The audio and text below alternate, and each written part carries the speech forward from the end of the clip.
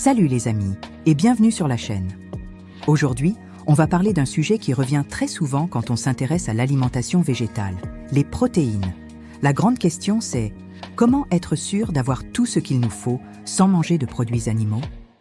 On entend souvent dire que les protéines végétales sont incomplètes. Alors, mythe ou réalité? Comment s'assurer d'avoir des protéines de super qualité quand on est végétalien? C'est ce qu'on va démystifier ensemble dans cette vidéo.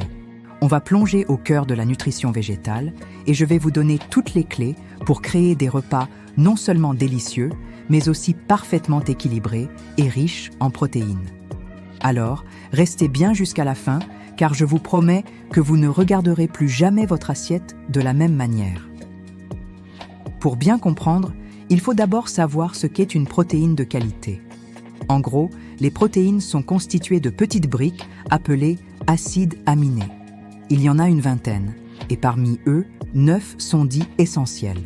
Essentiels, ça veut dire que notre corps ne peut pas les fabriquer lui-même. On doit donc absolument les trouver dans notre alimentation. Une protéine est considérée comme complète ou de haute qualité quand elle contient ces 9 acides aminés essentiels dans les bonnes proportions. La plupart des produits animaux, comme la viande ou les œufs, contiennent ces 9 acides aminés. C'est pourquoi on les qualifie souvent de complètes. Alors, qu'en est-il des végétaux? C'est là que ça devient intéressant. Beaucoup de sources végétales sont excellentes en protéines, mais il leur manque souvent un ou deux de ces fameux acides aminés essentiels en quantité suffisante. Par exemple, les légumineuses, comme les lentilles, les pois chiches ou les haricots rouges, sont généralement un peu faibles en un acide aminé appelé méthionine. De l'autre côté, les céréales, comme le riz, le blé ou le maïs, sont souvent un peu pauvres en lysine. Vous voyez où je veux en venir? Les légumineuses ont ce qui manque aux céréales, et les céréales ont ce qui manque aux légumineuses. Elles sont comme les deux pièces d'un puzzle. C'est là que la magie de l'association alimentaire opère. L'idée, ce n'est pas de se prendre la tête à chaque repas, mais de comprendre ce principe simple. En combinant différentes familles d'aliments végétaux, on se constitue un apport complet en acides aminés. Et la bonne nouvelle, c'est que la plupart des cultures traditionnelles à travers le monde le font depuis des siècles, sans même y penser. Pensez au riz avec des haricots en Amérique latine, au couscous avec des pois chiches en Afrique du Nord, aux dalles de lentilles avec du pain naan en Inde, ou même, plus simplement, à une tartine de pain complet avec du houmous. Toutes ces combinaisons sont des exemples parfaits d'association de céréales et de légumineuses. Alors, concrètement, comment on fait? C'est hyper simple. L'association la plus connue et la plus efficace, c'est céréales plus légumineuses. Dans votre assiette, assurez-vous d'avoir une source de chaque.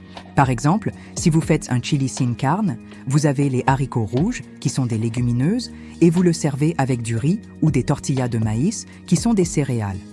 Bam! Protéines complètes. Vous préparez une salade de lentilles, ajoutez-y un peu de quinoa ou de boulgour. Vous mangez une soupe de pois cassés, accompagnez-la d'une tranche de pain complet.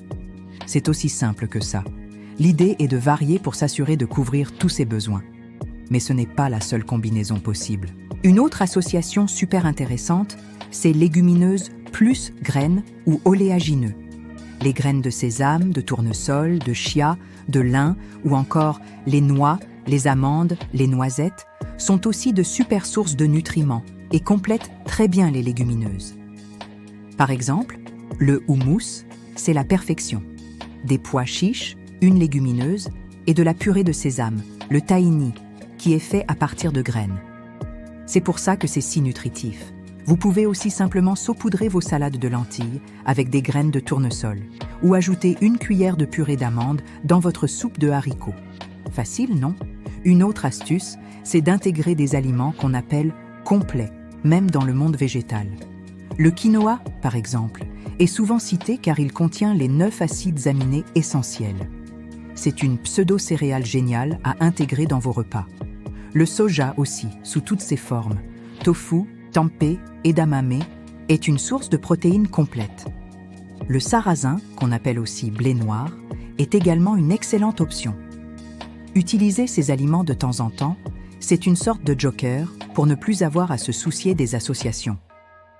Mais attention, la clé d'une bonne santé, c'est la diversité. Ne misez pas tout sur un seul aliment, même s'il est complet.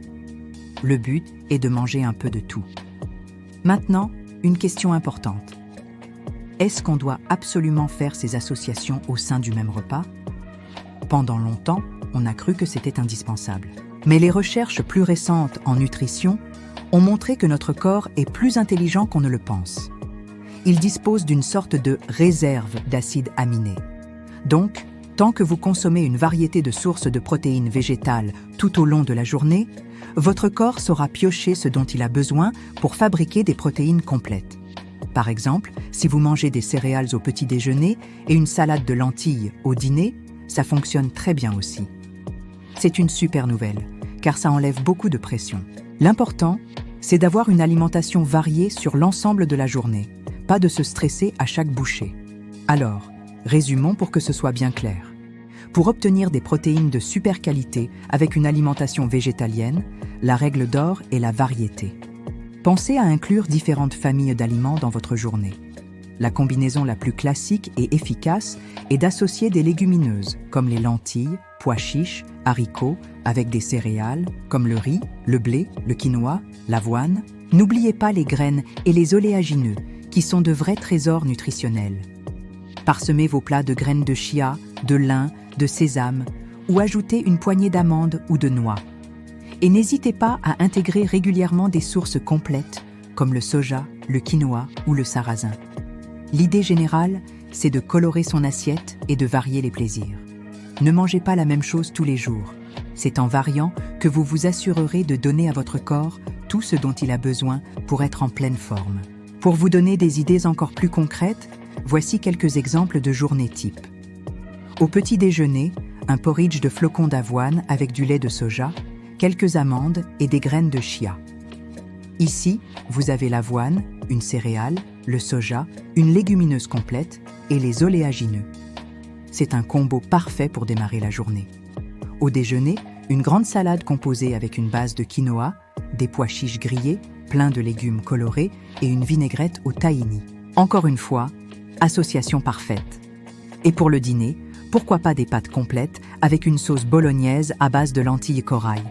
Les pâtes sont la céréale, les lentilles, la légumineuse. Vous voyez, ce n'est vraiment pas compliqué de manger équilibré et gourmand. Il suffit d'adopter quelques réflexes simples.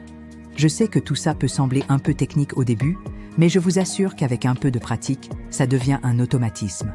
Le plus important est de ne pas voir l'alimentation végétale comme une contrainte, mais plutôt comme une invitation à la créativité et à la découverte de nouvelles saveurs. C'est l'occasion de tester de nouvelles recettes, de découvrir des aliments que vous n'aviez peut-être pas l'habitude de cuisiner.